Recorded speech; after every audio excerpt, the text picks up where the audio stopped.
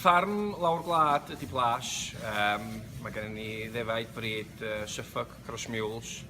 Mae yna just o dan 1700 i Ŵyna lenni. Da ni'n wsio Meheryn, Ticsal, Cross Beltex a Beltex Cross Charles.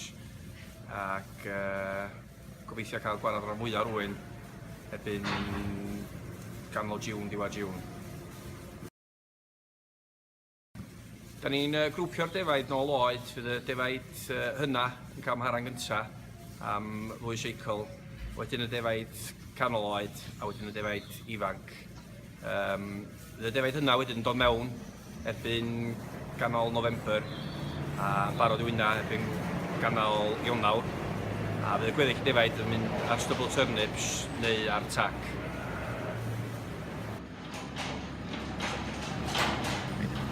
Da ni'n body condition sgorio'r defaid yn aml iawn, enwedig os ydyn ni fuddsoddi mewn mwbo res. Da ni'n hyn drwy'r ha, drwy'r gaea. Enwedig yn yr ha, cyn troi nhw at Meheryn. Os o'r rhyw ddefaid yn mynd rhy denna, da ni'n tynnu nhw allan a cychwyn fflysio nhw gynt, neu os o'r rhyw ddefaid rhy dew, gwasgu chydig bach mwy arnyn nhw.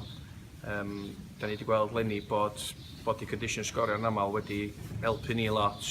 Wedi codi'r sganio o 187 fyny 198 lenni. Da ni'n meddwl, da ni'n gobeithio na'r body condition sgorio hynny sydd wedi helpu gael y 12% y fwy chi. Oedden ni'n testio silage bob blwyddyn ac yn gwneud y ration o hwnnw ac yn defnyddio cob 19%.